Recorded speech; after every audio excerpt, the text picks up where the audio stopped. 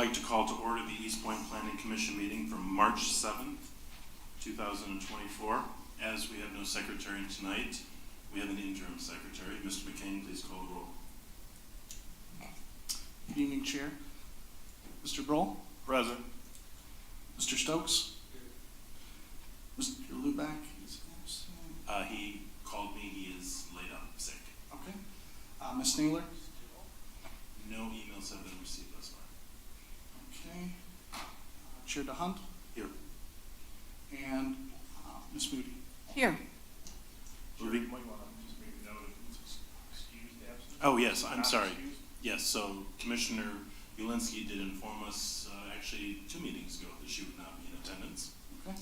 And Commissioner Lubeck, sick, is excused as well. All right. Thank you. Moving on, can I get a motion for the approval of the agenda for tonight?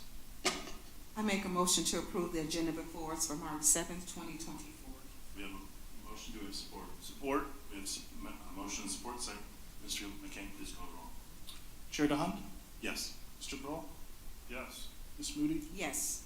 Mr. Stokes? Yes.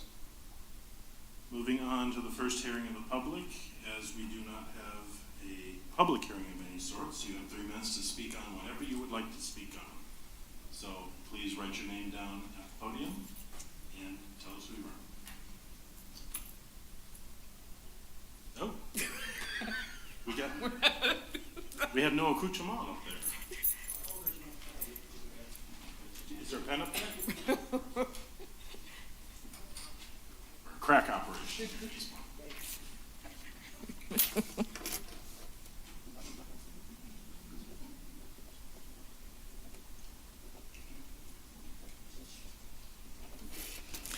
Good evening, Planning Commission. I just wanted to make a couple of announcements. One is a plea for people to run for the school board. We are in need of 4 seats being filled this year, and deadline for completion of either petitions or payment of $100 is due in June or July. The other one is the Medicaid re-enrollment event at Oddfellows on Gratiot from 11 to 2 on Saturday. If you have lost medical coverage and need to be re-enrolled, we're going to be there to help you, so please come out, and that's free service. And there's also going to be a drawing of some gift cards, so you might want to come out and see what's going on. I hate to speak and run, but I gotta go. Thank you.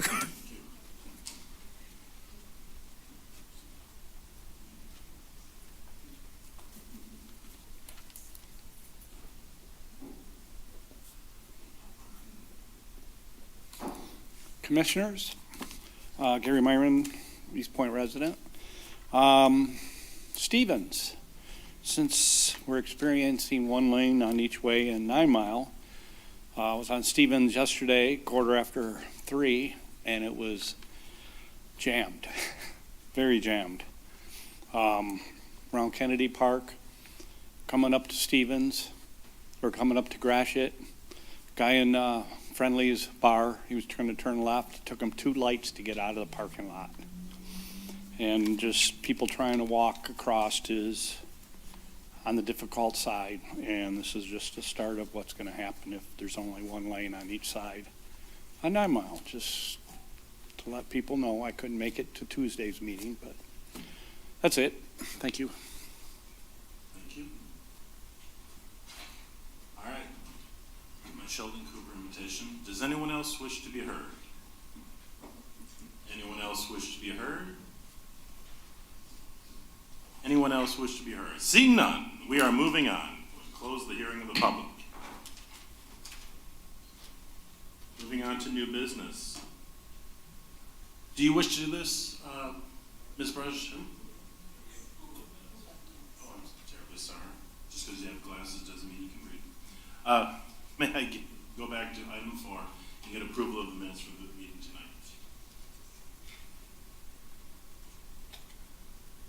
So moved. We have a motion. Do we have support? Support. We have a motion and support. Secretary, please call the roll.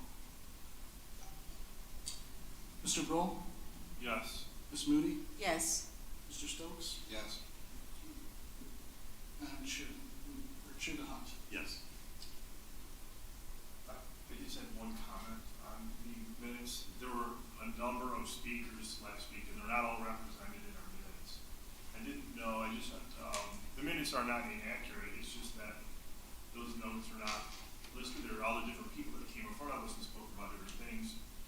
I'm just curious, there's a list of all the individuals who spoke to the podium, and, I've got that confused with a different meeting. I'm gonna retract that. Never mind.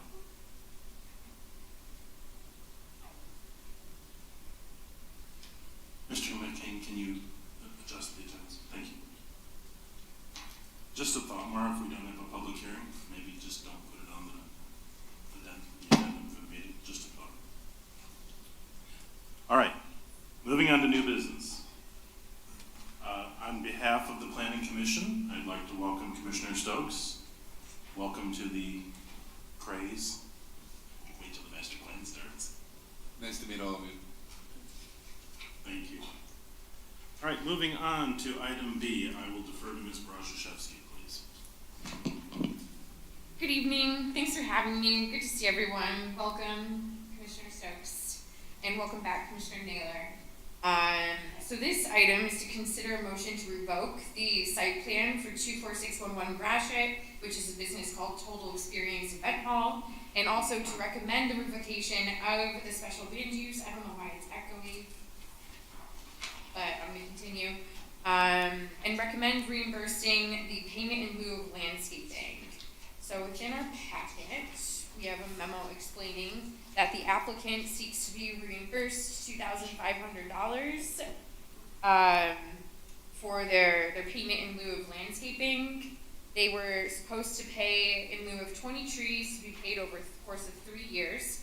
However, the applicant no longer operates a business at the location, and we seek revocation of the site plan and special land use so that moving forward, when there's a new applicant who wishes to open up another event hall on the site, they would be required to receive a new special land use designation with their specific conditions of operation. And also, if we do reimburse this landscaping, the future applicant would also be required to provide the necessary landscaping. Thank you. So Chair, if I may, there's a recommendation in the memo. Do you wish me to read this out loud? I do. Okay, so on page 2 of the memo, we recommend that the Planning Commission consider a motion to support the payment in lieu of landscaping reimbursement of $2,500 to Leon Glover to revoke, and also addition to that, to revoke the approved site plan for 24611 Gratiot, and to recommend the revocation to City Council of the special land use. The reimbursement is for the payment in lieu of landscaping only. No fees associated with the site plan or special land use application process will be reimbursed, since these fees are noted as non-reimbursable. Additionally, the applicant must pay any outstanding fees or fines before receiving reimbursement.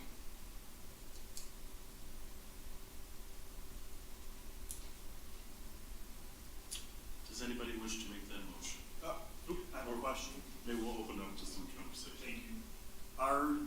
It seems like there's almost two motions, there's two different issues here, right? One is the revocation of the special land use and the site plan, and the other one is reimbursement. Are they, obviously they're related, it's the same site.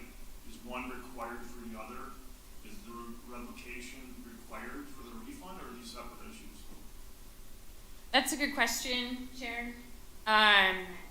They're connected issues. So the site plan requires that the applicant meets all landscaping requirements. So that means that the site plan requires the payment in lieu of landscaping, and then the special land use, the first standard of approval is that it has a site plan and it meets the zoning ordinance standards for their site.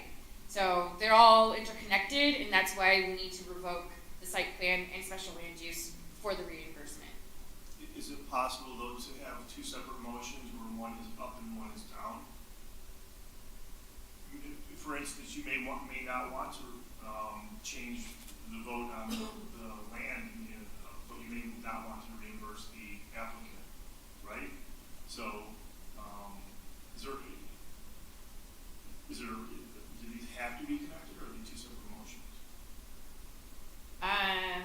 Otherwise, they're tied together, and I don't know if that's necessarily accurate. Okay, so if I'm understanding, I am hearing you, and if you're deciding if you want to reimburse the applicant, and if you want to revoke the site plan, and I think the city attorney can weigh in, but I think they could be mutually exclusive. However, it is a position of the planning department to grant reimbursement because the applicant no longer operates a business. But, Well, my next question would be, is the $2,500 already spent on trees? Is that money been used towards the purpose that it was funded to the city for? Chair, from my understanding, Commissioner Brollman, it has not been used yet. Okay, that's what I want to know. Thank you. I have a question as well. The recommendation stating that, the applicant will be reimbursed, but he must pay any outstanding fees or fines.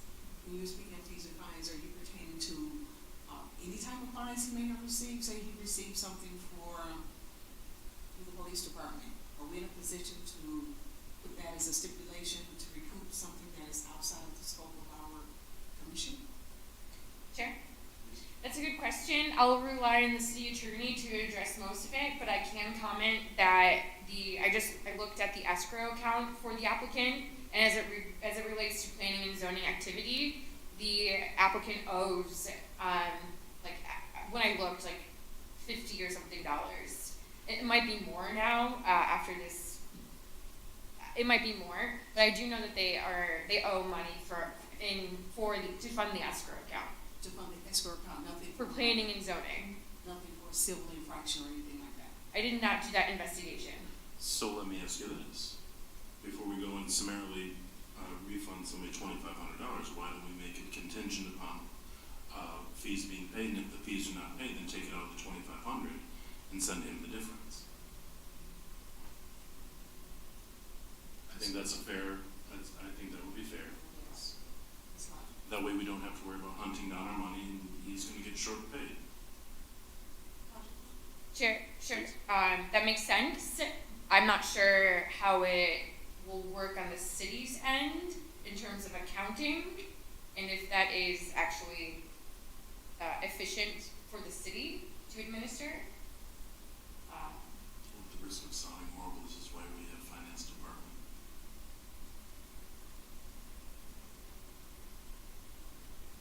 Mr. Chair, Yes. the commission could put that in the form of a motion, and if it's just simply unworkable from an administrative standpoint, then that portion of the motion just would have full force and effect. But going to Commissioner Broll's question earlier, I'm in agreement with Mara, just having this all one. This does consist of also a recommendation to the city council with regard to special land use approval, so this still needs to, and both has to happen in order for the bill to be reimbursed. But it would be my position that the commission just simply, just a one and done, and make it to revoke the site plan approval, recommend the special land use approval be revoked, and then order reimbursement of the bill deposit subject to any administrative fees that the applicant may owe to City Hall. I'm not aware of any tickets pending over the 30th District Court. I know through today's date, I haven't prosecuted any, and I'm not aware of any outstanding tickets in relation to the business. so I would suggest that it would specifically state administrative fees instead of any outstanding fees or fines.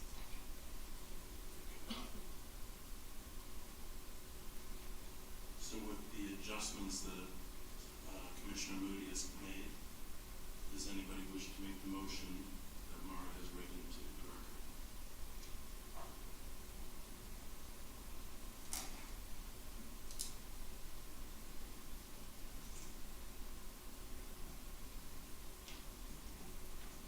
I file a motion that we move forward with a recommendation of revoking the site plan for 24611 Gratiot. That we would recommend that to the city council, to revoke the special land use, and that reimbursement will occur minus any outstanding administration fees that may be incurred. So we have a motion, do we have support? I'll support. We have motion and support. Mr. McCain, please call the roll. Ms. Naylor, Yes. Mr. Stokes, Yes. Mr. Broll, Yes. Ms. Moody, Yes. Chair DeHunt. Yes. Moving on to item C, Ms. Brzezowski. Yes. Okay. I am sharing my screen of the quarterly report as requested. In case you're wondering what's happening with the projects that Planning Commission has viewed within the last 2 years, well, I have your summary. Chair, how would you like me to go through this report? Do you want me to list off 2 pages? Do you want me to address each project? Or do you have specific? Just give us a brief summary, and if something has not been completed, where we're at on that. Okay, well, I'll continue and let me know if you'd like any adjustments. Thank you. So Stevens Self-Storage Facility, that was reviewed by Planning Commission in January 2022. They are receiving their building permit, or they received a building permit extension in September, and they must submit a revised site plan to receive final site plan approval. So that's that status. 8 Mile Masonry Wall, the applicant has to bring that one forward. Kelly Gas Station Expansion, they received final site plan approval in September 2023, and they must pull a building permit, or that site plan will be expired September 2024. That one, that was an extension. This has been going on forever, so when does this site or the approval expire? September 2024, and they can't receive another extension. Okay.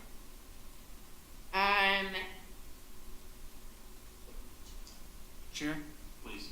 sorry, someone told me we're having audio issues, so I just want to remind the commission to speak directly into the microphone, get up close to it, to be sure everyone at home can hear you. Thank you. Sorry, Ms. Brzezowski. No worries, thank you. 9 Mile, the other self-storage facility, well, that tied at Planning Commission, so the applicant has to bring that project forward again if they have any changes. The Vent Hall on Gratiot, it's oh, wait, hold on, let me read my notes. Vent Hall on Gratiot, it's a completed project. Council also approved in June 2022. The other Vent Hall on Gratiot was just a site plan only, so that's my mistake. No special land use was needed because our former zoning ordinance did not require it for that district, and that is still under construction. That's within the DDA. The McDonald's, following along, right down here.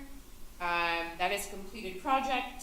They added an additional drive-through lane. Kelly Event Hall has also been completed. That was approved also by council in 2022.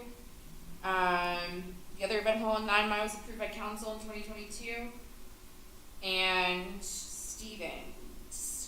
Stevens, Diablo Construction Company, they wanted to add a garage addition. That site plan has expired. So if they want to move forward, they have to resubmit their site plan to Planning Commission. Except I think that might be able to be administrative site plan review, but still the site plan expired. And we also, just so you know, as a planning department, issue,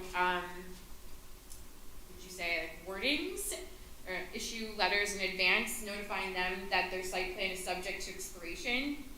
So we do our job at helping people, but I don't know what happens with the project sometimes. Moving on, the Holistic Health Provisioning Center on Gratiot. That site plan will expire in February 2025. Again, the other provisioning center on Gratiot, site plan will expire in March 2025. And the provisioning center on 8 Mile and Kelly, construction drawings were approved in February 2024. And the applicant's next steps is that they must begin construction by October 11th, 2024 to avoid site plan expiration. However, this applicant never asked for a site plan, I don't know why that happened, for a site plan, to allow for a site plan extension, so it's within their realm to ask for it if they need to. Can I ask just a, maybe not necessarily a technical question, but just an observation? So all three facilities took forever to get approved. They've been approved. Not so much as a shovel full of dirt has been turned at any one of those locations. Each one of those locations has descended into what I consider disrepair. And I'm sorry I'm gonna say this, but I can't help but feeling they're waiting it out to see if they can get converted to recreational. I just find this very disheartening that they haven't done anything, not even so much as clean up the outside of the building. What little snow we had on the Common Citizen project, the sidewalks were very poorly managed, if at all. I drove past what will eventually become Moses Roses, and that building is turning into an eyesore as it is. So I can't help but think these folks are waiting out to try and see if they're going to get greener pastures, pardon the pun. So that's my observation. I'm done with that. May I add to that? I Please. do recall when they came in, I think one was asking for extension. Some of it was the construction costs, some of the delayed construction costs. And as you can see on the line items, their construction documents, were approved in April of last year, I'm assuming. It's on April sixth, so they have construction drawings. So then has their permitting process started? That's what would be my question. Chair? Before Yes. we assume that there might be some delay, but, do we know if any permitting, I mean, April is almost here again. And if their construction drawings, which it says CC approved, that means construction drawings, yes? Chair, so City Council approved. City council approved the uses, that's not construction drawings. Okay, that would say the construction drawings was approved this month for the one on Mile and Moses Road. So they just got construction drawings, that means they just would be starting their permitting process. So I don't know if they, the other ones are working on construction drawings, but still we're looking at February. If they're expiring 2025, then this, 2025 for March, were these are recent extensions? Or is it a 2-year? I mean, I'm just trying to put the construction process in place. Sure. Because this one is saying if they're not building by October, they're gonna have another site plan expiration. Yes. Third line item. So it's not that if they're, Chair, if they pull a construction permit, they just have to pull a permit by October 11, 2024 to avoid site plan expiration. That's just their next step. They have to do that. That's what the zoning ordinance says. Regarding the other two projects, they did not even submit construction drawings yet. So they have to submit construction drawings and a final site plan and pull a permit by February 2025 and March 2025. So they're much further behind in line item 3. Exactly. So essentially, they're just a long way from anything. Sure would be nice if they did something with the buildings to make them look a little nicer in the interim. If I recall, all three of those, are not eligible for an extension, is that true? Chair? Please. Moses Roses, the 8 Mile Kelly Provisioning Center, never received a site plan extension, so they are still eligible for a site plan extension. But the other two are not. And is that because they've already received extensions? I don't recall. I thought someone came before us asking for extensions. Yes, the Common Citizen and Holistic Health both received extensions from the Planning Commission, Correct. and they only allowed one extension for their site plan. So then they have to submit their construction drawings and pull a building permit, but they can always receive extensions for building permits. I got you, that part, yeah. Thank you. I just want to be kind of clear on the full status, because that's, like you said, there's 3 operations that seem to be stalling. And then the sites, in the interim. I guess it's more building, inspection people, more goes around.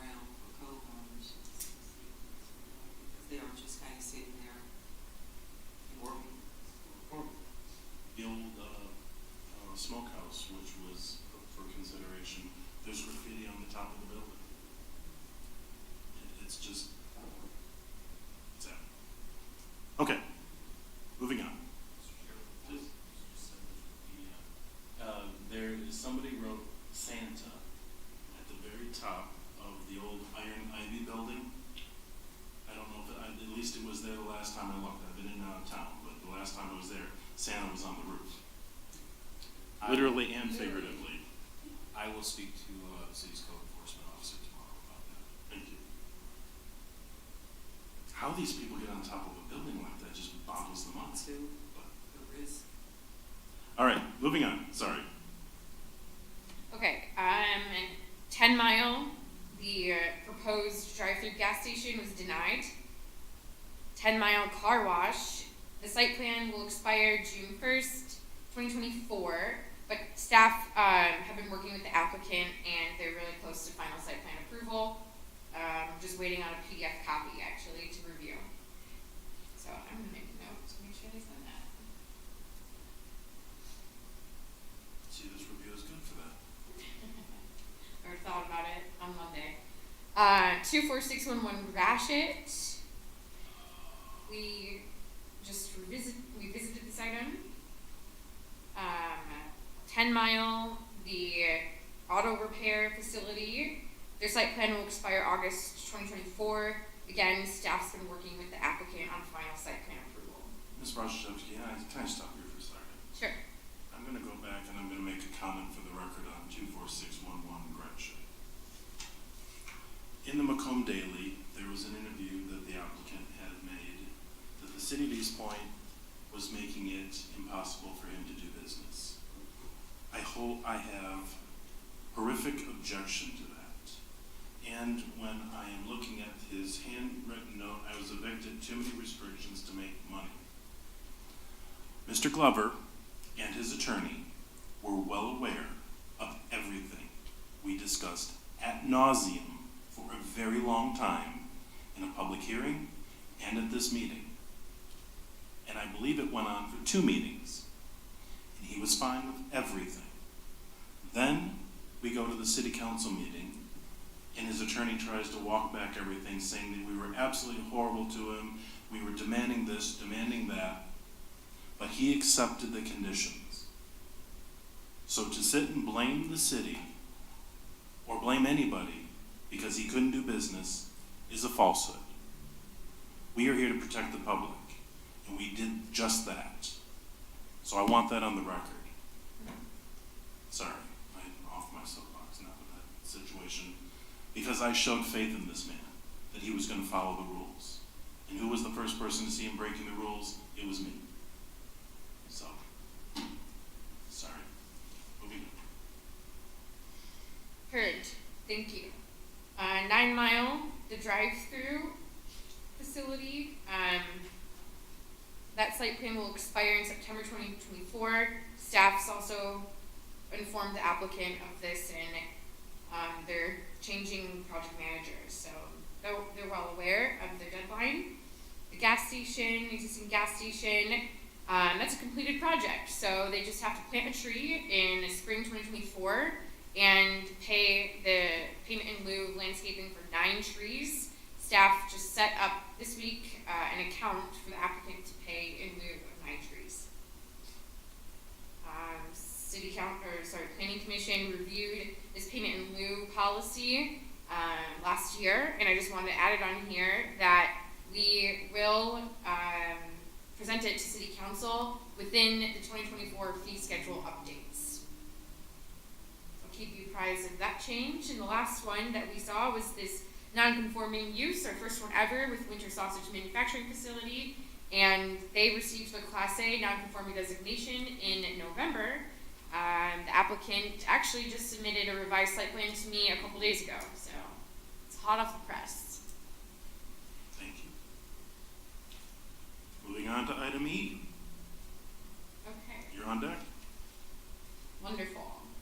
So this is a memo summarizing the zoning ordinance updates that staff wishes to make in April, and we will post a public hearing at Planning Commission in April, along with more in-depth conversation of these updates.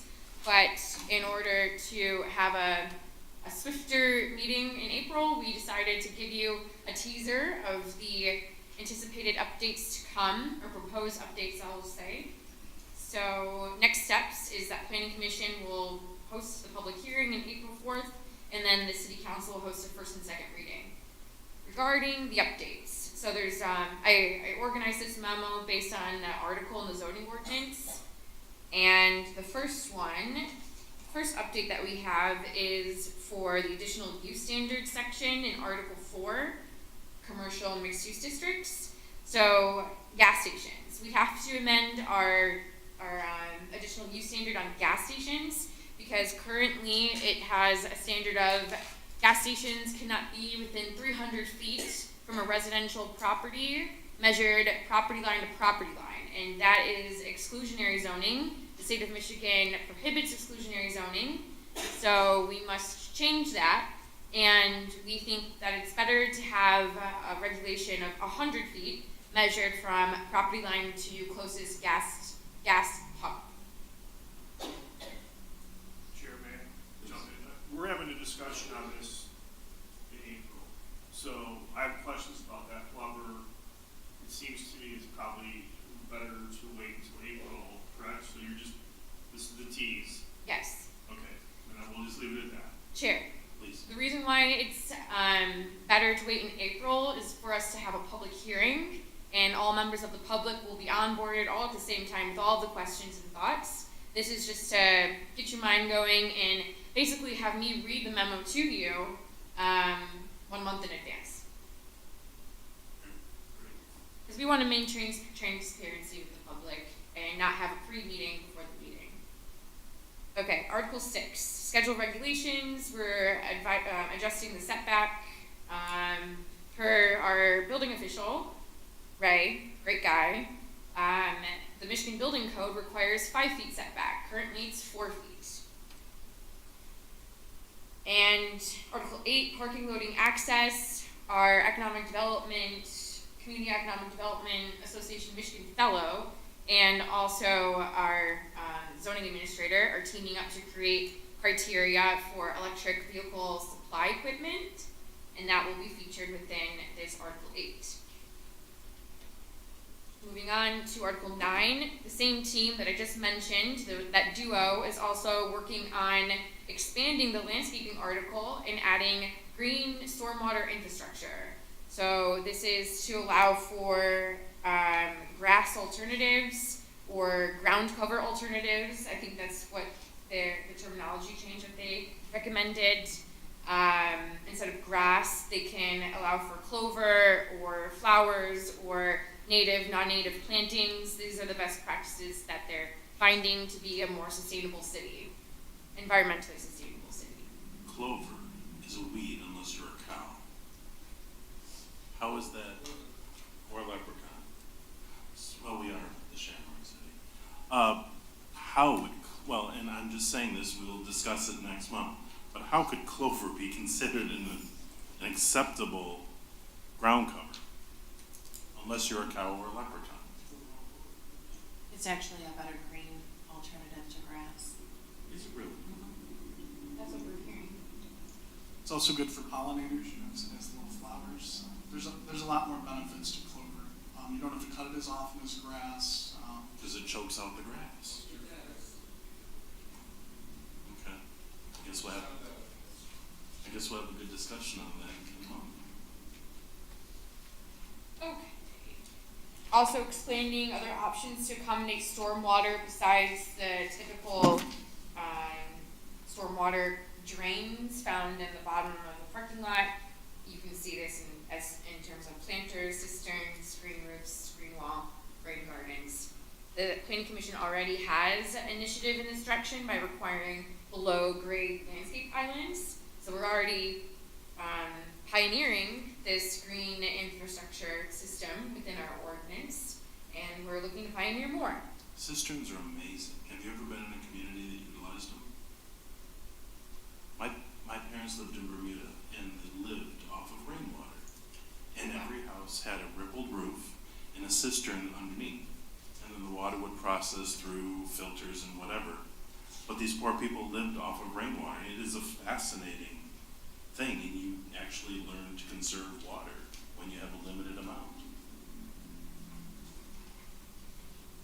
Sure thing. Moving on, as you know, we have been working to right-size our landscaping requirements. So I spearheaded this initiative in section 9.04, and we are removing the street tree requirement, which requires additional street trees beyond the frontage landscaping trees, and we find that that adds to the excessive amount of trees required on the lot. And then we've also redefined our frontage landscaping requirements by using research from Royal Oak, Roseville, Fraser, Harper Woods, Van Buren, Charter Township, along with other best practices from our senior principal planners. Parking lot landscaping, we simplified the language. Loading zone, we are allowing what we wish to allow for administration to be able to waive this requirement at their discretion when businesses do not need a permanent designated loading zone. This will help us avoid from having excessive impermeable surface area. And then some stormwater initiatives. So this means that we're going to redirect stormwater through natural filtration processes. And the last bit is a lot of work that we're doing with temporary uses. And there's more to come on this, but at a glance, the city is looking at adjusting the general city's code of ordinances as it relates to businesses. And some of these standards should be incorporated within the zoning ordinance as opposed to the city's code of ordinances. For example, we have standards on fortune telling and what's another one? Farmers markets, Christmas tree sales. So the city is engaging in a greater campaign to clean up the city's code of ordinances and to find out what's relevant to post in the zoning ordinance. And as it relates to temporary uses and mobile vending, well, mobile vending is also within that general city code of ordinances, and we need to make sure that the regulations in the zoning ordinance do not conflict with the city's code of ordinances. So this is a greater project that you're not going to see in April. You're only going to see bits and pieces as we move through to improve the system. You will see some changes with mobile vending just to make sure, just to start eliminating some conflicts that we have with the general city code. Okay, That's your summary. thank you very much. We have no unfinished business, so we will move on to the second hearing of the public. Does anyone wish? Chair. Yes. I'm sorry, we missed item E. Oh, I'm terribly sorry. All right, item E. Put the glasses on so we don't. Consider a motion to recommend to City Council to authorize a full rewrite or update of the 2019 master plan. Who is going to discuss this matter? And are we asking for us to consider it? Or do you just want it done? Chair? Please. So, as I believe all of you know, but just in case you aren't aware, administration did apply for and receive, and City Council accepted a $50,000 grant through the Michigan State Housing Development Authority's Housing Readiness Incentive Program. So we do have sufficient amount of funds to go ahead and update that master plan. The only real stipulations on the grant is that the funding does focus on housing, which is something that is uplifted in our zoning ordinance. And again, I'll reiterate, reflective of the need for 190,000 housing units statewide, which we believe we can do our part on meeting in East Point. So my recommendation, while I don't think we're going to totally get rid of everything that's in the master plan, is to do a full rewrite. Because I think that gives us an opportunity to reimagine and re-envision what we want the future of the city to look like versus just relying on an existing document that we have. That's my kind of quick summary, but happy to answer any questions that you may have at this time. Did you think we'd see this evening? There it is. And let me add to Jared.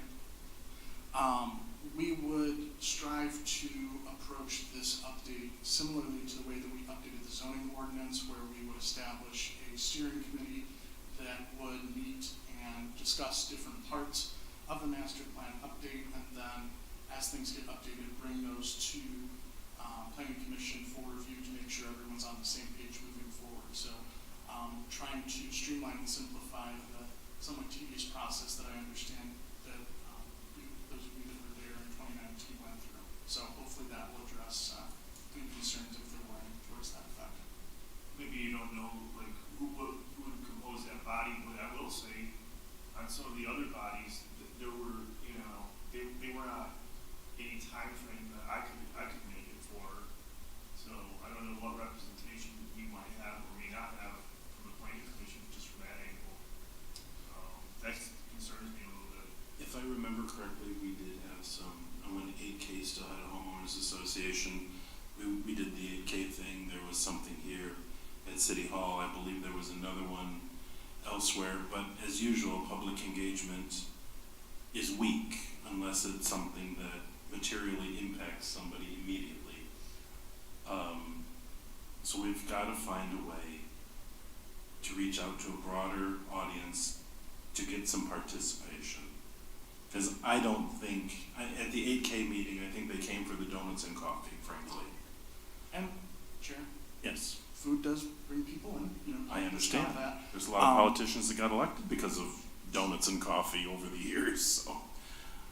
Nonetheless, I can assure you that administration is committed to having thorough and authentic community engagement, in particular between myself and our community engagement manager, Ms. Waldhauer. I know that's something that we're really striving for, not just in all of our planning processes, but with anything else that's happening in the city. So, and if, as we go down this road, you feel like we're not doing enough, definitely take us to task, and we'll make sure that we're turning every stone to get that job done, because that's something that we're both committed to and find very important to continue to move the city in a positive direction.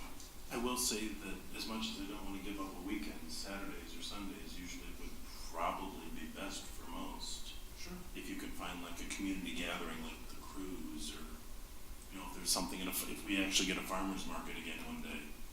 Absolutely. Yeah. Music in the park.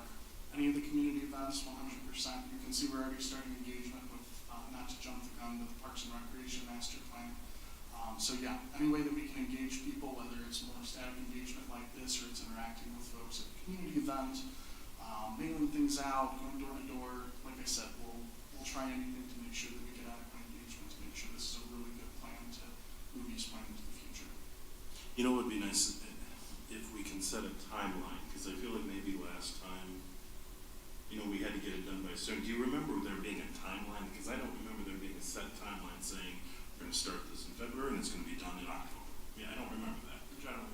Was there? I think so. We just kept kicking things down the road every so often. Something shifted, I think. Okay. Chair, per the Michigan Planning Enabling Act and the MEDC's redevelopment urban communities program, you know, checking off the boxes for Stephanie Kenya, the goal would be to have this process wrapped up and ideally have council approve an updated master plan by the end of this year. So that is a tight timeline, but we've got the funding. Now it's just a matter of, you know, putting together an RFP, going out to bid, and, you know, getting the particular firm that's going to work on this with us. It is the timeline, that is an aggressive timeline, It is, especially if you're going to rewrite the entire thing. absolutely. Is there a reason why it being the end of the year? So, per the Planning Enabling Act and RRC, the goal is to update the city's master plan every 5 years. So, I wouldn't say that we will get penalized necessarily if we do not get it done by the end of the year. It's just since the last plan was adopted in 2019, the goal would be to adopt a newer, updated plan by the end of 2024. Now, if it's early 2025, and you know, that happens because we want to get more engagement, or there's something else that we want to add to the plan, right? Like we get funding to add a new section or something. I don't think that's the end of the world, and our RRC updated status is not until the end of 2025. So I think there is some flexibility, but I would say that we want to stay as close to the timeline set forth by both of those kind of organizing entities or organizing documents as possible. You're saying have it presented to city council by the end of the year, or have them approve it before the end of the year? Ideally both, but at the That very is least, aggressive. It really is. yes, considering that we're also updating So I have no problem recommending this to city council, but I would also like to add that within this, we incorporate 2 joint meetings to make sure that everybody's on the same page. One, maybe once it gets started, so we get the broad brush strokes, Chair, please. when you say joint meetings, you mean with? City council and planning commission. Okay, just want to be clear. What about the third body, right, the zoning? Well, I think Mr. McCain was saying that you would create another body, right, to Oh, the steering committee. the steering Correct. committee, so you really have 3 different units that are involved in this. I would say the first meeting should be city council and planning commission to set the tone, to see where the vision is, and maybe the next one would include the steering committee and they could present their findings. And, you know, then you have not just 2, you not have one appointed body and one elected body, but you actually have people that have skin in the game too. So, you know, it would be a good blended conversation. I agree. So I would say that when we do this process, we need to have at least 2 joint meetings. Yes, joint meetings would definitely be part of this, as well as, I would say, public hearing, probably in front of this board, in front of city council, and maybe even other bodies as well, but at the very least, 2 public hearings as well, to make sure that we, any, additional input that we can get from the community that we didn't get through the other engagement meetings, we can get that in before the plan is finalized and adopted. Okay? Mr. McCain, would it be fair to say that the steering committee would include members of city council and or planning commission? At least, not that you want it, that it will happen. Chair? Yes, Commissioner Gold, that would be the goal, to have, representation from, the different boards and commissions within the city, residents, business owners. Just to have a good mix of different people with different backgrounds, different opinions. So again, we put together a document that truly is indicative of what, the collective wants to see in the future use plan. I understand that, but I'm asking, do you specifically, will there be members of the planning commission and or city council on that committee? That's what I'm asking. Yes. Okay. All right. Chair, I just ask, so I know it states that it has to be a full rewrite or an update. Being that we did this just 5 years ago, I know it has to be updated every 5 years. One of the things that could help facilitate, since we have this timeline of February, mid-March practically, maybe we start reviewing between now and next month, whenever we want to make this proposal, that we start looking at the parts that we may know definitely need to be updated.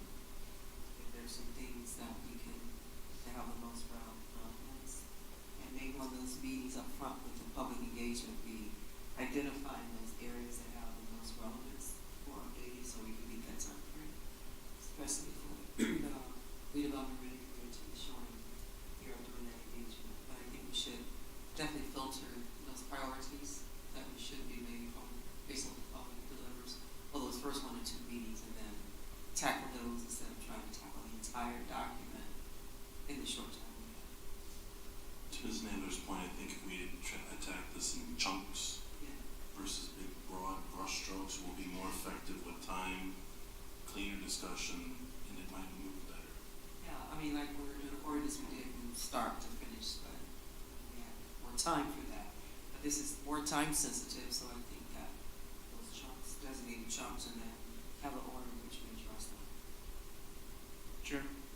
I agree, Commissioner Naylor, thank you for that. We definitely want to, like I said, make the process as simple and straightforward for everyone as possible, especially from that engagement perspective, right? Making sure that people understand this is what a master plan is, this is why we're doing it, here are, some of the different sections that we're considering, what do you want to see, what are your concerns, what are you excited about, really addressing all those points, but yes, being, I would say, very strategic about, okay, these are our top 5 priorities, or our top 8 priorities, or whatever they end up being after that initial meeting, and then really drilling down in a systemic way, whether that's, over a month's time, or however long it takes to get the proper engagement that we feel for those different sections, and then, again, finalize, bring back to the respective bodies to review and make sure everyone's on the same page moving forward. So you're bringing up a different approach than we've done in years past, right? In the prior times that we've done, updated the master plan, they were done by the planning commission. And you're suggesting a steering committee, which I'm not opposed to, it actually makes a lot of sense. I'm just curious, why the change, and is that, current trend in how the master plan approach, or would, I think a bigger city might actually view it as a normal course of action, and we're a smaller city, so maybe, but let's discuss that a little bit. I'm interested just to understand why you think this is a better approach, or how that's changed from how we've done it in the past. Chair, Mr. Bull, I consider myself an armchair planner, so I'll defer to our senior planner, Braniszewski, in terms of planning trends. But from a community and economic development perspective, I can say this is something that is becoming more common. I can also say that this was the model that we utilized for our award-winning zoning ordinance that we kind of put together for us. And that seemed to be a much more, we'll say, efficient and engaging process, I think, for everyone involved versus, from what I'm understanding, the feedback that I've gotten from members that were involved in the creation or update of our current master plan. So from a community and economic development perspective, I would say it is common and even dare say best practice. And we're not saying that we don't want you involved, because we absolutely do. You all are critical to the process, which is why, even though the steering committee would hypothetically drive the process and kind of putting things together, we're still coming back to you with those chunks that Commissioner Naylor was referencing to make sure that as we move through the process, we're all on the same page. So I think it's taking some of the burden off of you and some of the time that it takes to have these conversations and having them at the planning commission table and just bringing together a broader swath of individuals and ideas to really put together, again, a high quality plan that's representative of what East Pointers want to see for the future of our city. Does that make sense? It does, and I think to your point, I think Commissioner Naylor was on the ordinance, on the zoning ordinance, and I felt like it went well from my angle, speaker to this seat, it went well, so. So same model, right, I suppose. Correct. Chair? Actually, Commissioner Naylor, would you mind sharing your experience a little bit? It doesn't have to be a lot, but just kind of what that process was like for you to help folks understand it. Well, I thought it was great that we did have the joint, various committees, I mean, even with zoning and also with, city planning, because now you're fleshing out the ideals, it's like one and done. We're in the meeting together, when we take that topic, we've all weighed in with the different thoughts and points of views, and when we completed that session, it was a completed session. So I think having all the voices and opinions and thoughts, points of views in one session, it just expedited things more quickly. So when we finished that section, it was done. And we had all the way along various departments that would be affected. So I think a similar approach would definitely be worthwhile with the joint meetings. Chair. Please.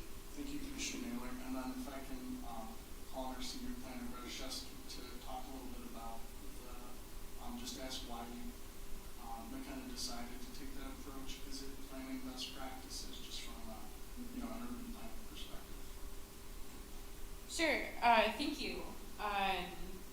So we created the steering committee and the workbooks because we understand the significance of distilling technical information into an easy to read format. So the workbooks, the purpose of the workbooks were to distill information on land use. So we had an exercise called land use bingo. We also, the purpose of the workbook was to understand what districts we wanted to create. So I remember Commissioner Naylor, you went out and you had a lot of feedback on your assignment. We paired that with Kevin Lynch's 5 Elements of a City. So we really brought in an educational opportunity for the steering committee representatives to feel like they were comfortable with planning terms. And then once we reached comfort, we were able to create more effective policy together. So that I recommend that those workbooks, the steering committee, 100% moving forward with any planning project. I'll just comment on that project was probably a $120,000, $130,000 project, and we did that within a year or what was it, 14 months, I think. So just to put that in perspective of the desires as we move forward with the master plan. But we only have a set amount of money, and we don't, correct? Currently, we have from the Michigan Housing Readiness Incentive Grant, we have $50,000. If it costs us $140,000 to do the zone, how is this going to be? Certainly don't want to have to go to city council asking for a raise in my allowance. Right, absolutely. So our zoning ordinance, if I'm not mistaken, the last time it was updated before this previous update was 2013. Does that sound right? So we were working off of an ordinance that was nearly a decade old, and I personally haven't reviewed it, but I would imagine there were things that probably should have been updated in a previous update, and I don't have the year that it was updated prior to that update. So suffice it to say, there was likely a lot more work that had to be done by McKenna and the steering committee to update things. Now, though we are proposing a rewrite of the current plan, we do still have somewhat of a base to work off of, and we have talked about some of those things. So again, it's not that we're saying we're going to throw everything out, but just that we do want to look at this process a little bit more holistically rather than just relying on what we have, and think a little bit more outside the box while still, staying within the parameters of the funding that we've been granted at this time. It's not to say too that we couldn't secure additional funding to add on additional plans for things like economic development or sustainability. But this is kind of the central plan, and we believe that with the funding that we currently have, we can still put together a really solid plan for the future at this point. And stay within the $50,000. And stay within the $50,000. Okay. Is anybody prepared to make that motion that we send it to city council? Make that motion. All right. Second. We have motion and support. Mr. McCain, please call the roll. Mr. Broll? Yes. Is that Ms. Yeah, Ms. Naylor? Yes. Ms. Moody? Yes. Mr. Stokes? Yes. Chair DeHunt? Yes. Now we get to move on to unfinished business that we have none. So we shall now move to the second hearing of the public. Does anybody wish to be heard? I got to say it once. Hello, Gary Myron again. 8K was brought up. I used to go to the meetings. Usually about 7 people would show up, give or take. Sheila Lewinsky used to go. It got dissolved because of COVID. But yeah, it was a good meeting. Nell did a good job with it. She pushed hard to keep it. She worked hard to keep it. And that's what brought it down. Back in the day, in the 90s, that's where the rollerblade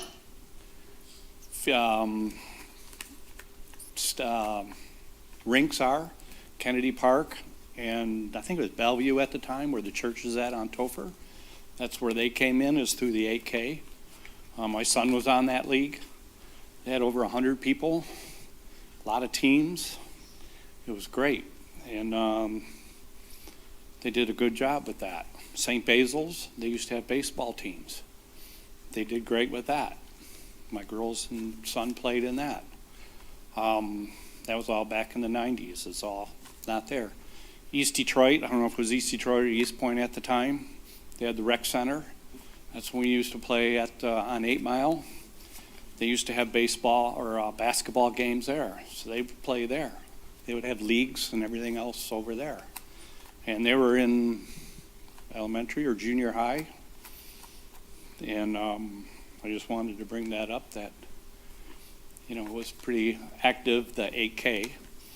It was good, and you always got donuts and coffee.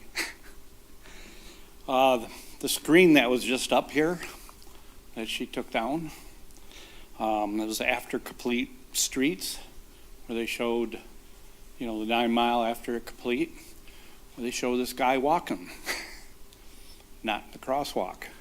That's what they do now.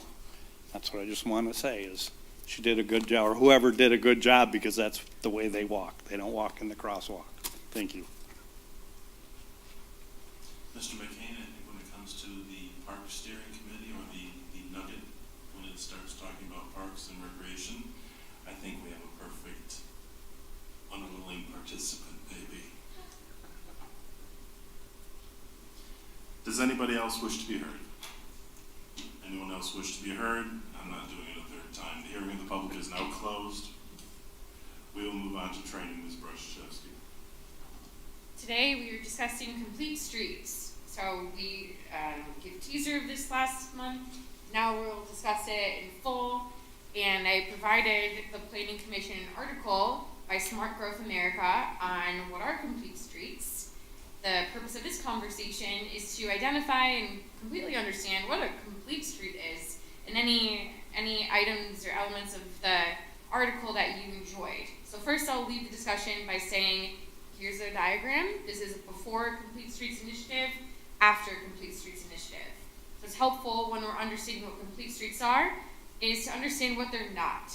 Incomplete streets, as featured here, are the result of a process that fails to consider the needs of all people in our outdated measures of what makes a street successful. The end product is a street that spans a spectrum of from uncomfortable to downright deadly for those who are not using a car. Again, this is the opposite of what a complete street is. So a complete street is one that considers the needs of all people. It's a process and approach to redesign a street. There's no singular design prescription for complete streets, but there's a couple examples. So complete streets may include, and we can see pictures down here, sidewalks, bike lanes with paved shoulders, special bus lanes, complete and accessible public transit stops, frequent and safe crosswalks, median islands, accessible pedestrian signals, curb extensions, narrow travel lanes, roundabouts, and more. So I thought I would open it up to the Planning Commission on what is a factor element that you enjoyed from this training. And I'll also let you know that there's a video down here if you prefer to watch what a complete street is and is not, as opposed to read. Feel free to watch the video. You guys want to see the video? Sure.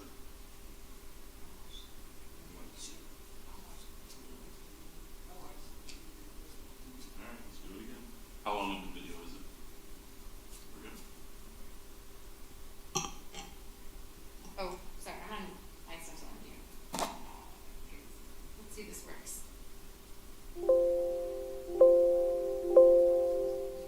Ahead of safety for everyone.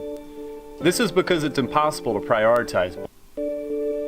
This is what our roads look like when speed for vehicles gets prioritized ahead of safety for everyone. This is because it's impossible to prioritize both safety and keeping cars moving quickly outside of limited access roads like interstates and freeways. On every other street in mixed-use environments where there are turns, curb cuts, and people walking, biking, or otherwise getting around outside of a car, safety and speed are fundamentally incompatible goals. Over the last decade, we have seen a shocking rise of people being struck and killed while walking. By the end of the decade, these deaths had reached record highs not seen since this guy was president. And then our streets got even more deadly in 2020 and 2021 during the pandemic. One reason for that is that as congestion disappeared, speeds actually increased. And as the speed of vehicles increases, so does the likelihood that a person struck while walking will be killed instead of injured. All that congestion, which states will spend billions to try and eliminate, was potentially keeping traffic deaths in check to some degree. It is possible to balance speed and safety by removing all the people outside of vehicles, as we do with interstates. But when that's not possible, like on every other type of street, transportation agencies have to choose: prioritize speed or safety. To help control speeds, everyone immediately thinks, just lower the speed limits, right? But speed limits on their own are actually less influential than most people think. And the way we set speed limits is completely backwards. We don't design a street so that people will drive a certain desired speed. Instead, we build a street and then set the limit at a speed where only 15% of drivers are exceeding it. If too many people are speeding, the most common response is to just reconsider the speed limit. But we rarely adjust the design of the street to encourage slower speeds. A more holistic approach to safety uses design to shape driver behavior by giving them numerous visual cues to slow down, while creating safer infrastructure meant to serve everyone outside of vehicles. So how do various design decisions shape the behavior of drivers to encourage speed or safety? Streets with overly wide lanes allow room for mistakes and encourage driving at higher speeds regardless of the posted speed limit. This is so intuitive, we may not realize it. All of us who drive have, at some point, realized in a moment of panic that we're exceeding the speed limit without ever intending to. And it probably happened on a road like this, where wide lanes send unspoken but powerful cues to drivers that these roads are built for speed, even though they may have sidewalks and shops along it, as well as other streets connecting to it. Narrower travel lanes naturally slow traffic by creating a sense of enclosure and requiring drivers to be more careful and attentive, regardless of the speed limit. Adding streetscaping, trees, parked cars, or other similar elements gives drivers a cue to slow down and pay attention. Intersections are where the vast majority of traffic crashes occur, but all intersections are not created equally. Many streets lack basic essentials like curb ramps and high visibility crosswalks. Some may have crosswalks on only 3 sides rather than all 4. And wide, sweeping corners significantly increase the distance people have to cross and encourage high-speed turns. This street here is actually only 2 lanes wide, but the added extra wide right turn lanes on either side, added to encourage greater speeds and avoid delay for drivers, makes it more like crossing a 6-lane road. Signalized high-visibility crosswalks slow drivers down and make them more aware of people. This helps prioritize the safe movement of people in the intersections rather than getting vehicles through them as fast as possible. The distance people have to cross can be shortened by extending the curbs, using bulb outs or curb extensions. This also helps make the turns narrower, which forces cars to slow down while making a turn. Long distances between intersections encourage higher speeds with fewer reasons to slow down.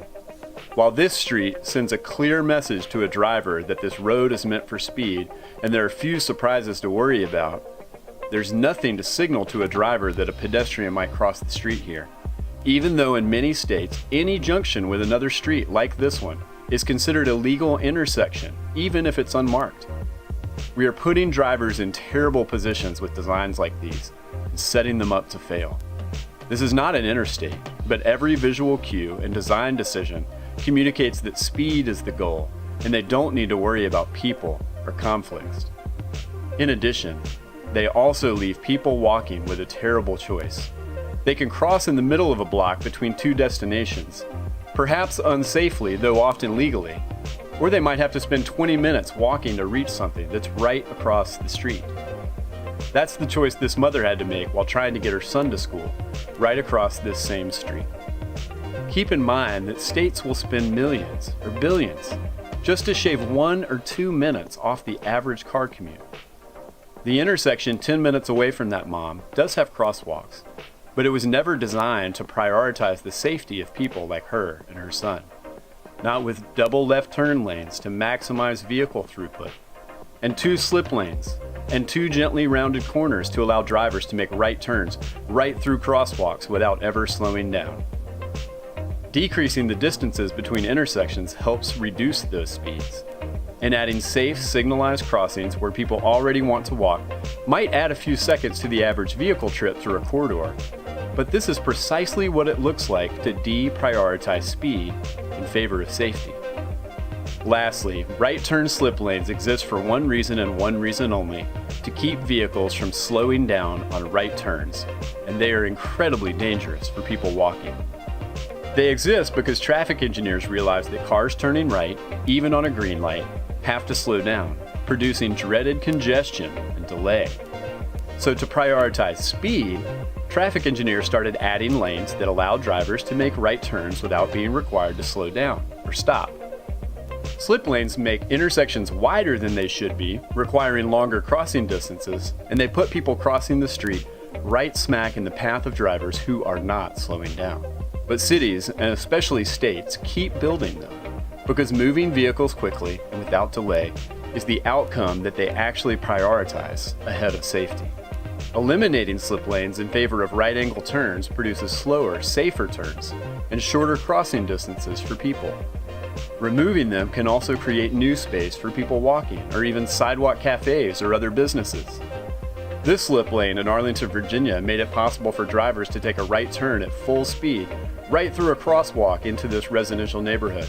It's still not perfect, but with some simple changes, the crosswalk was moved, the lanes were narrowed, and the slip lane was eliminated to make turns slower and people much safer.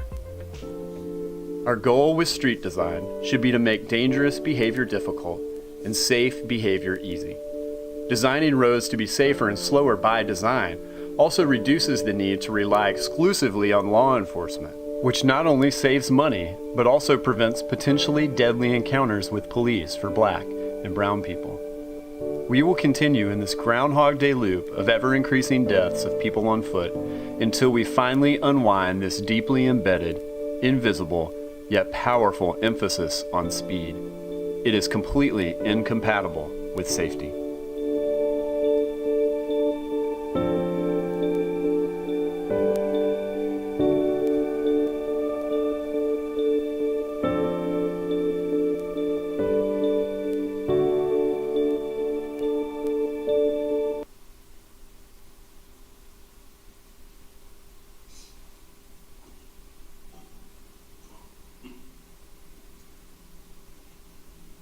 The purpose of this training is to discuss complete streets and understand any key elements that perhaps Planning Commission noticed while reading this article or viewing this video.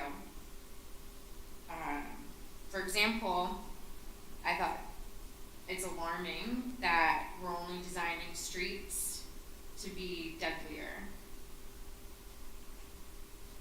And I thought it was intuitive that they created the juxtaposition between safe streets and designing for safety or designing for speed.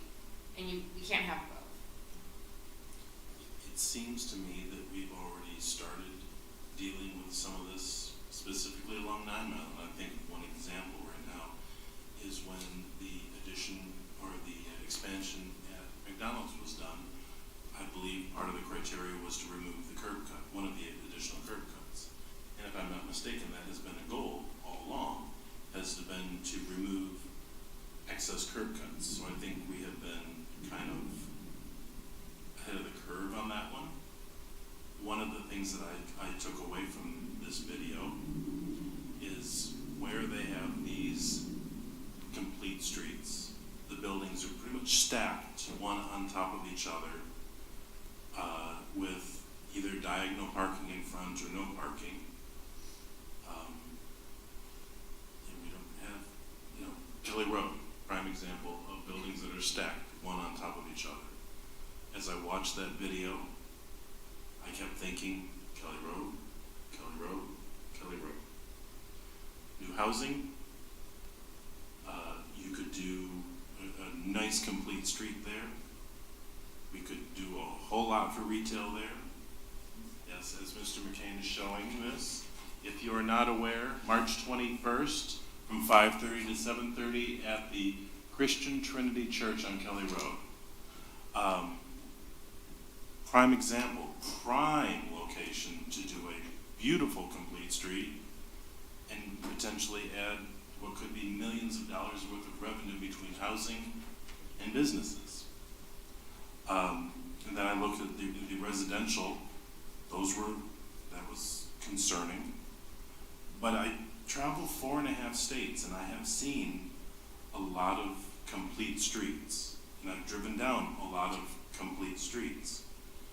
And the one thing that is consistent is they are stacked buildings. There is very little space between them. So, you know, there are big differences. But it is a concerning video. So, that's my soapbox. Who's up next? I know completed streets is something we all have to get used to as we're seeing more of it happen, specifically some of the major corridors in Detroit. And the objective is, of course, slowing the speeds to protect pedestrians. I forget, I once heard a speaker at UOD, I think her name, I think her last name was Petty out of Toronto, and they spoke about safety from 8 to 80. So that's what the road should be designed for. Some of the improvements I appreciate, some of them I think, it adds to the congestion, but, hearing the fact that congestion is a built-in mechanism for speed control, there's been a little bit of frustration when you have to go down single lanes and you're waiting, but it's a stacked building street, it's not a residential street, but it does slow the process down. So I guess it's just an adjustment we'll have to get to appreciate, but I think all intersections definitely should be well marked. I love the fact that they have, cutting the right hand turns. The one hand, where they're widening the right hand turn so slow speed, that's very important. And then of course putting the medians, the pedestrian medians in at a turn, so you don't have to go so far in crossing the street. This insight is really good. Some of you are aware, but I-375 is under full conversation about returning to a boulevard, and it's gotten a lot of pushback for the people who are living there because it's supposed to be connecting communities, but you're trying to cross Telegraph. It's big with Telegraph. It's not a street I would want to be crossing on a daily basis to go anywhere, but we're still working on the design and safety being a priority. But then also you have to think about the density of traffic. Some corridors warrant, and then how do we address those things? I think it's just you just have to take a lot of calculation of how do you do it. Someone's going to be inconvenienced, either the pedestrians or the drivers. But sometimes I think it gets a little bit too narrow in exiting cars. I'm somewhat concerned exiting some cars, like I see on how they've made complete streets in the 6 Mile area. It's like when I get out of my car, I'm afraid someone's going to take my door. And some of it is getting a little bit too close, and all of that is to create the bike lanes. I think we just have to look at, there may need to be some widening of roads for everyone's safety after the streets are completed. Sometimes I feel that it gets a little bit too congested where I don't feel the same amount of safety exiting my car as a driver. Yet there's a bike lane, I think could be a little narrow. But those are just my thoughts. But I definitely concur with our intersections being properly marked and making it clear that pedestrians, bikers, and other modes of transportation exist. So those are just my thoughts.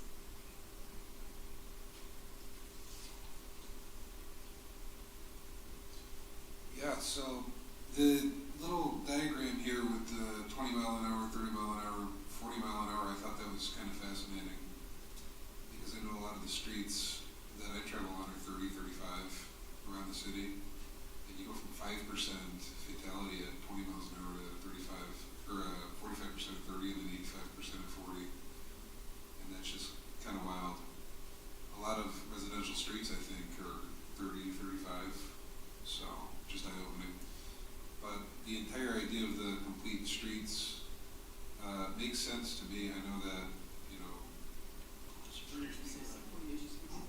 not on? You have a green button. It's on. Plug right into it, she came up. You can't hear me? There we go. There we go. So, I was saying, the Complete Streets idea for the idea of narrowing down streets or designing streets in a way that puts up visual signals for people to slow down makes a lot of sense. I know environment shapes how you drive, so those are just some of the points that I noticed and thought were interesting. The speed, and then also the acknowledgement that if you have these big open lanes, like Gratiot, for example, it's very easy to fly down Gratiot. I just came from downtown Detroit today, and I don't think anybody was going under 55, 60. It's a big open road, and there were people standing in the middle of it, crossing wherever they could, so that's my piece. One of the things that I found quite interesting is how they made note that overly wide roads allow for more rooms of accidents. And I would say that is because, like Commissioner Ellis was saying, that when the roads are widened, that's just an automatic thing mentally, that I can drive fast. Opposed to when it's more condensed, you have a tendency to slow down. And I too found it interesting how between 2009 and 2021, there's like a 47% increase in fatalities. That was just absolutely mind-blowing to me to know that that's occurring like that. But what the main thing to me is how they say why it is impossible to prioritize safety and keeping the cars moving safely. So it's like they're more focused on the moving of the cars instead of the safety of the people. I found that quite disheartening, that I know there has to be a way to make the people the priority opposed to the drivers. And I don't know what they're going to do to make that happen, but of course lives are always more important than just getting to CVS quickly or getting to the supermarket quickly, or faster, you might want to say. That the pedestrians are more important than getting to an event on time. So that's what I was taking from it, how they need to find a sense of prioritizing the pedestrians over the moving of the cars. I don't know. I don't really have any comments on the video. It was intuitive when you think about it, but it was also informative. My question is really for city administration. We're redoing 9 Mile Road, and a lot of these concepts look like they're going to be applied to 9 Mile Road. And I'm just curious, who applies them? I've seen some of the designs, right, but I don't think they're finished yet. How does it flow from here? How are those incorporated? What body's incorporating those into the 9 Mile design?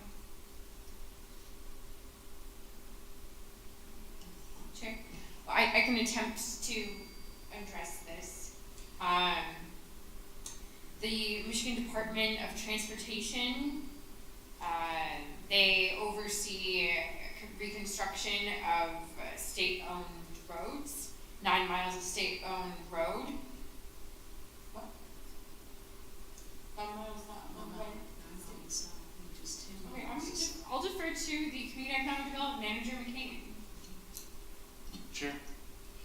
Yeah, so for the 9 Mile reconstruction project, as I think most of you know, we received federal funding. That federal funding goes through MDOT, so they more or less have the final say on design approval and things like that. So at this point, council of course has voted on the road diet, so at this point, administration is waiting to hear back from MDOT on whether they approve the plan as presented, whether they have proposed changes or anything in between.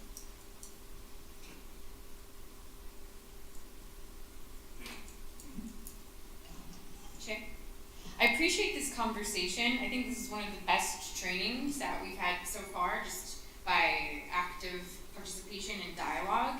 And I do want to say, really highlight the definition of complete streets. As we led the conversation, we understand that complete streets consider the needs of all people, not just car vehicles.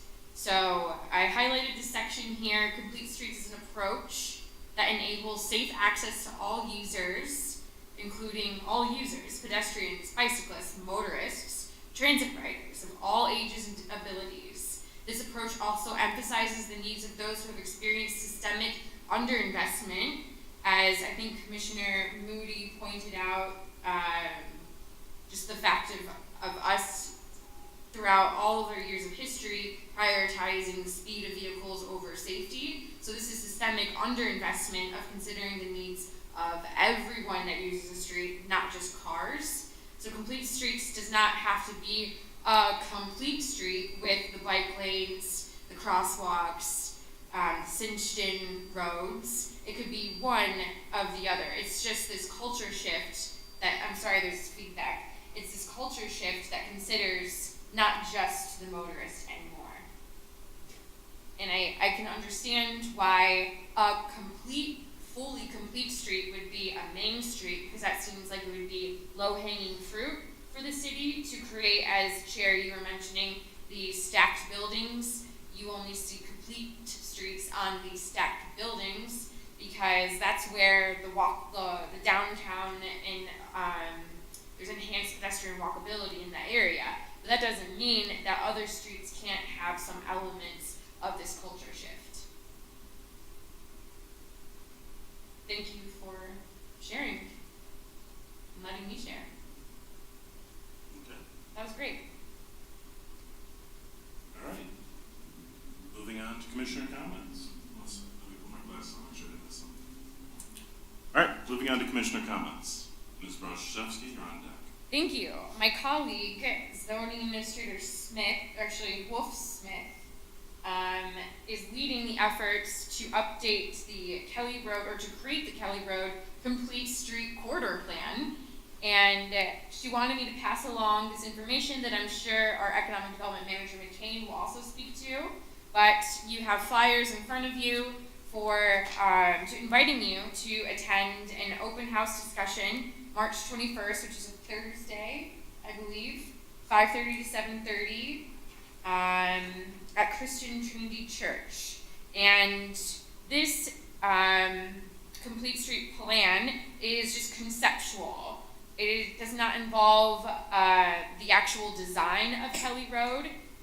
This funding for this project is funded by a federal grant, Safe Streets for All, and the primary focus of this project or this phase is just conceptual. And I say that, and we invite you to come to this open house because in April, at our Planning Commission meeting, we're going to look for you to approve and adopt this Complete Street Plan, which is a requirement to meet the Safe Streets for All grant. And per this grant, this plan must be adopted in April.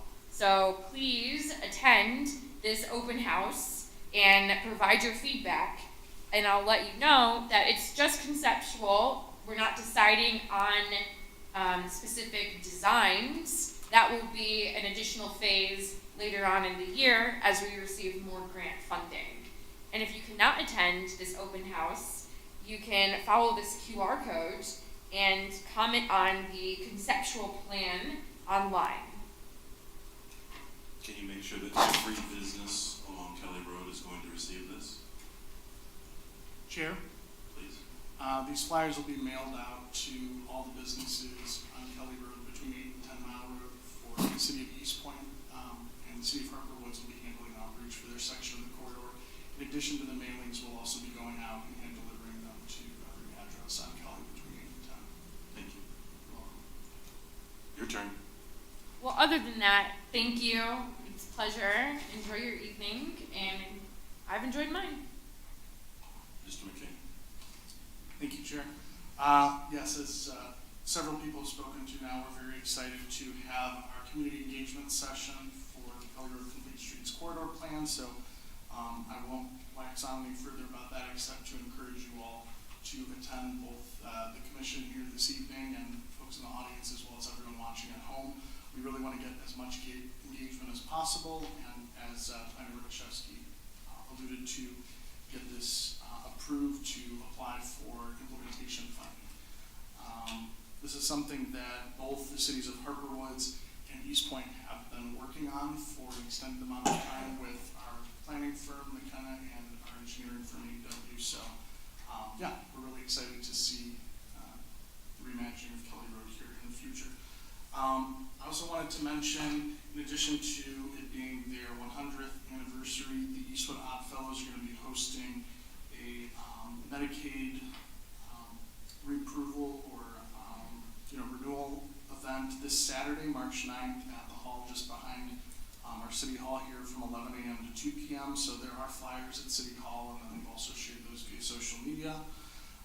We had a great grand opening today through the East Point Roseville Chamber of Commerce, a new dental and orthodontics center on 8 Mile Road, just west of Beaconsfield. So if you are looking or need or know anyone that is looking for or needs dental or orthodontic work, definitely go check them out. They're a beautiful brand new facility there.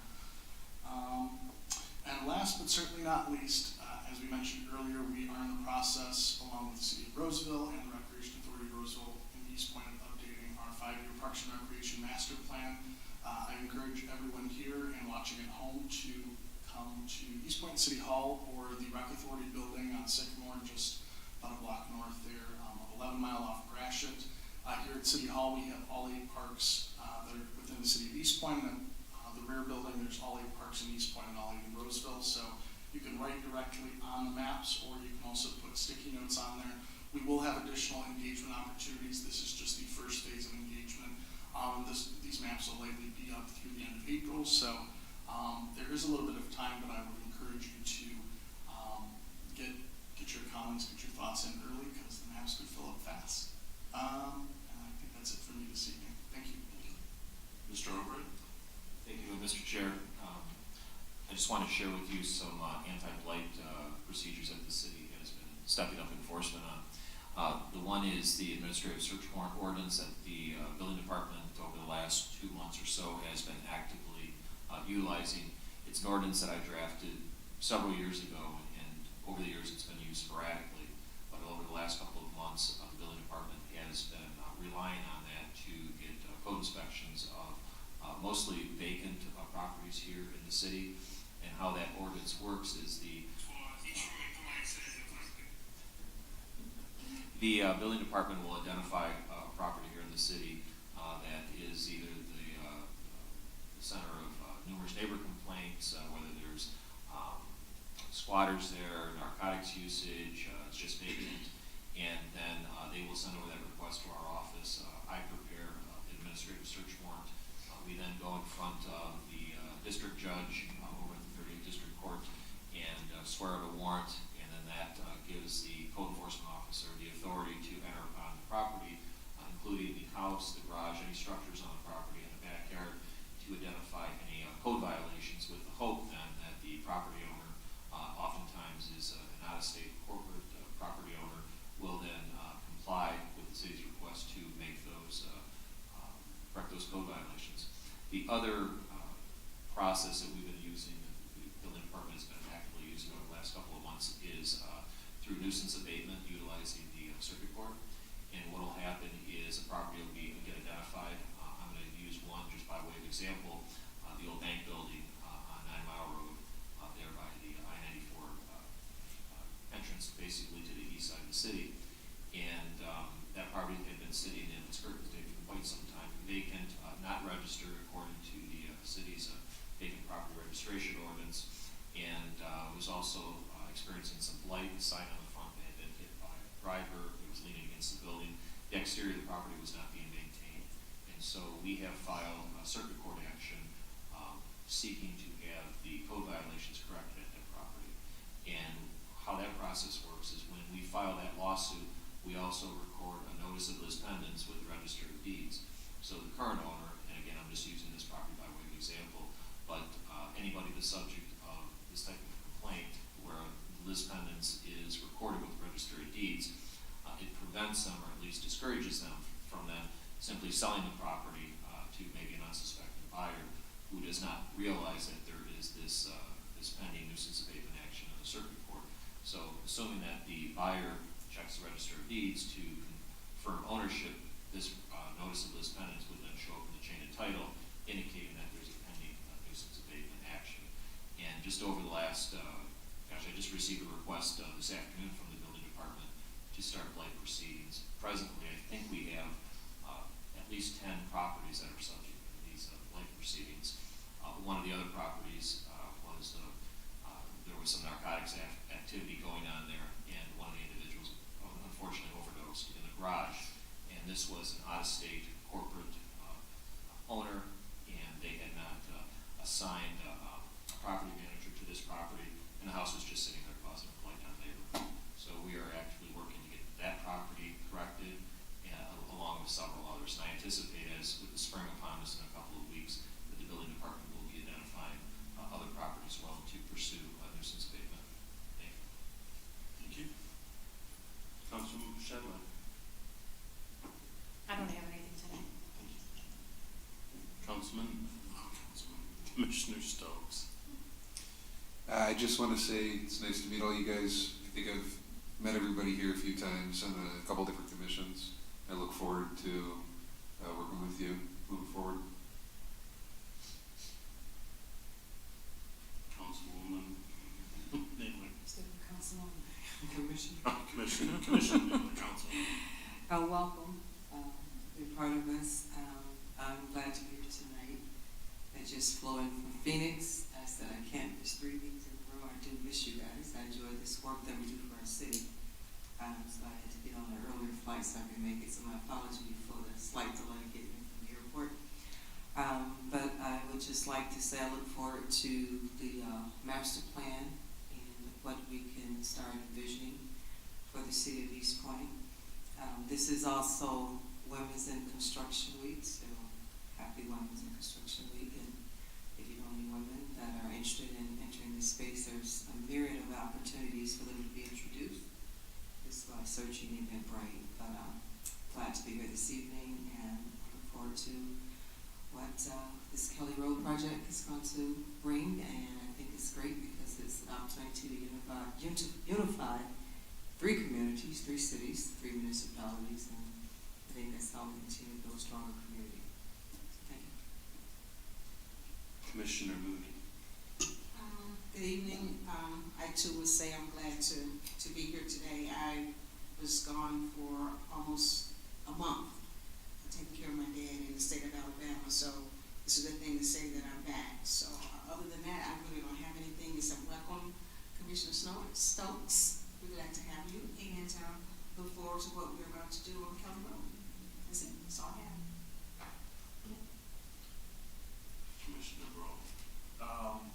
I guess I would just say welcome, Commissioner Stokes.